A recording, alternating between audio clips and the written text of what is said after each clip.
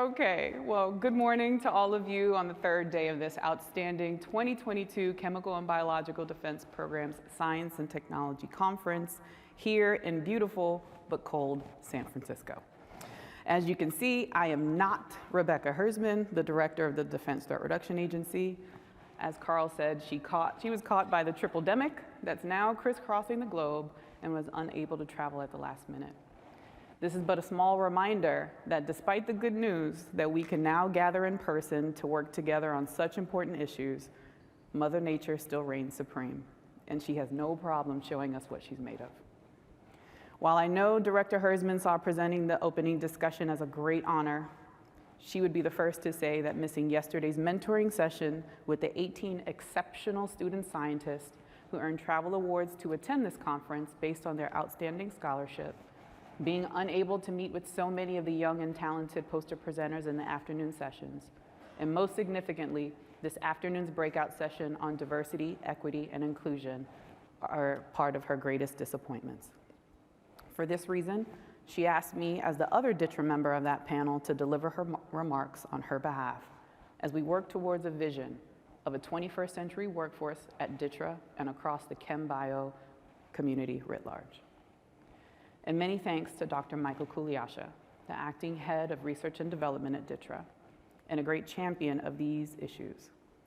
And thank him for supporting me in delivering these remarks this morning.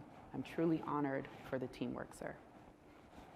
All right, for those that don't know me, I am Ada Bacetty. My father would want me to say I'm Dr. Ada Bacetty, Department Chief of the Biological Threat Reduction Program that's implemented by another phenomenal directorate within DTRA known as Cooperative Threat Reduction. It's a program focused on WMD nonproliferation, and it's near and dear to my heart. But this, however, is a full circle moment because I started my defense career as a science and technology manager in the Chem Bio department of the DTRA Research and Development Directorate. So I'm giddy. Deter, prevent, prevail. These keywords express DTRA's strategic priorities to deter strategic attack against the United States and our allies, to prevent, reduce, and counter WMD and emerging threats, and prevail against WMD-armed adversaries in crises and conflict. As you know, the United States faces a highly competitive security environment characterized by diverse and dynamic weapons of mass destruction across multiple domains. It's the complexity of the CBRN threats that's increasing and compounded by advanced and emerging technologies which can provide adversary WMD programs greater speed, lethality, flexibility, accessibility, and deniability. The CBRN threats posed by Russia is acute. Its immediacy amplified by the war of choice in Ukraine, related nuclear saber rattling, and their unrelenting use of disinformation to sow discord and doubt on a variety of chem and bio issues, often with DTRA in its crosshairs. And yet it's the People's Republic of China, with its rapid strategic military expansion, especially across the CBRN spectrum, its integrative approach to advanced technical capabilities, and its aggressive regional posture that define our pacing challenge. Unfortunately, after hours of deep dives with our experts, I can only say that the negative trends among a number of state-based actors has proven deeply troubling, and it makes our collective mission more important than ever. Earlier this week, you heard from the Assistant Secretary of Defense for Nuclear, Chemical, and Biological Programs, the Honorable Ms. Deb Rosenblum, as well as the Deputy Assistant Secretary of Defense for Chemical and Biological Defense Programs, Mr. Ian Watson, who laid out their vision for the program.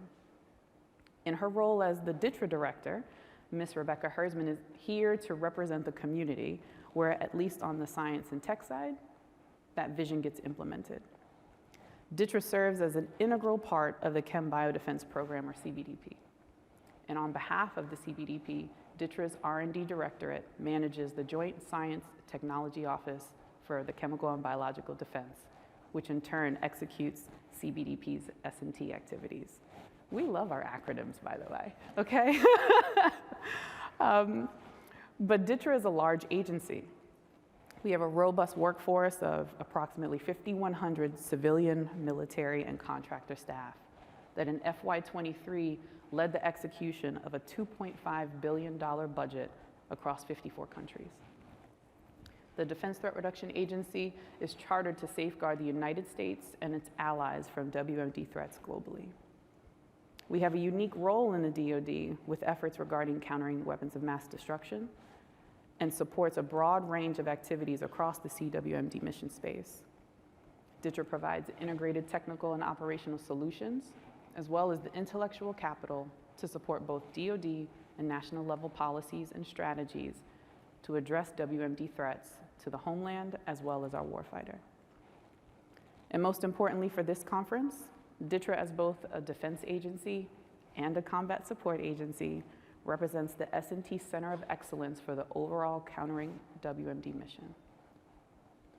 We have a broader counter WMD responsibility that includes activities to support nonproliferation, WMD combat support and operations, as well as cyber activities. DTRA's nonproliferation activities include threat reduction efforts to control, safeguard, and eliminate existing weapons through formal arms control treaties and international partnership agreements. The CBDP and DTRA missions are more than simply complementary, they're intertwined.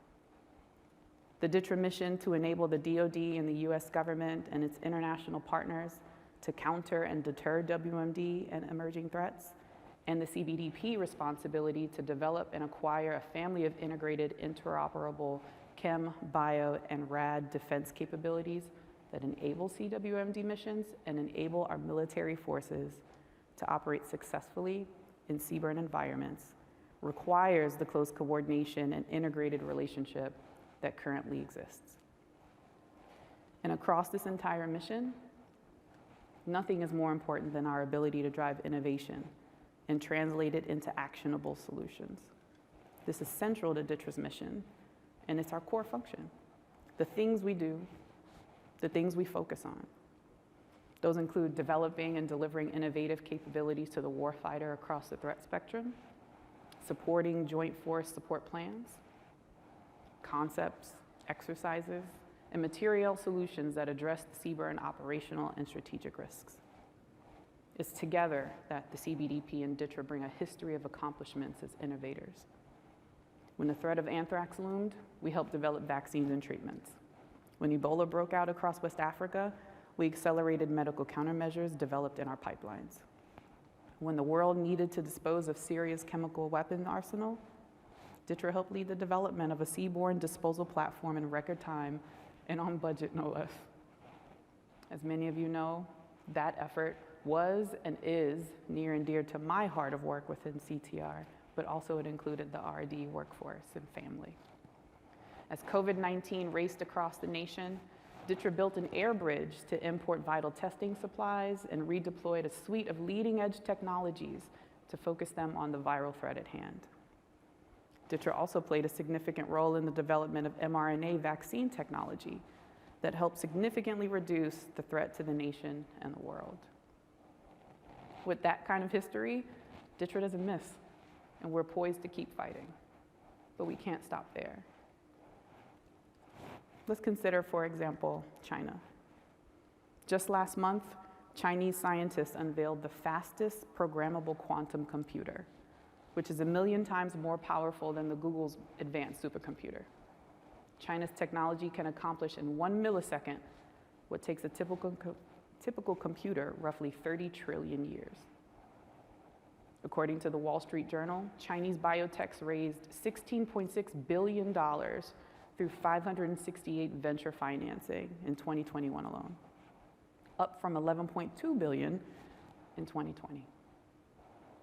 As of year's end in 2021, China had 695,400 patent applications, while the United States had 595,700.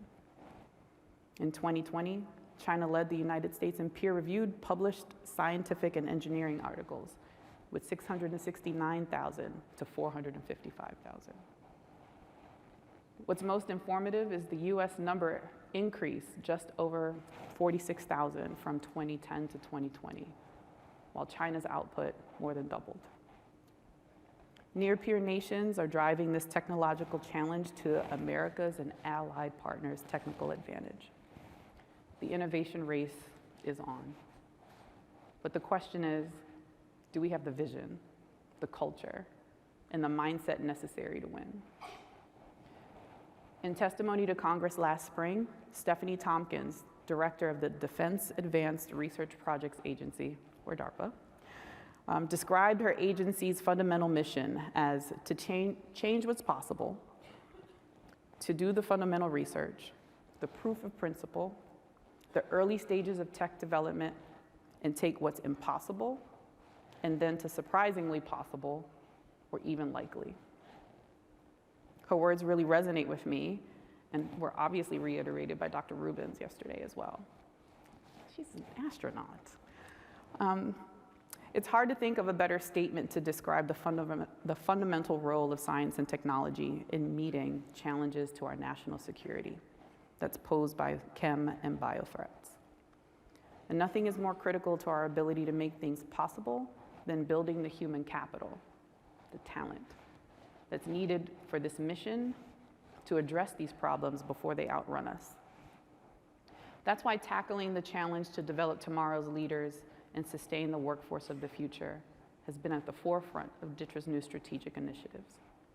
Without the human capital, especially the science and tech talent needed to drive innovation, we cannot meet our mission.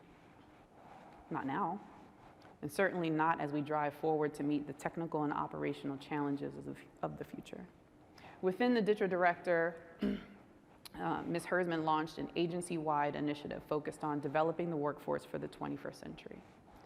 This initiative places renewed emphasis on recruiting, retaining, and empowering a diverse, equitable, inclusive, and highly skilled workforce so that the agency can sustain a human capital advantage for meeting the CWMD challenges of the future.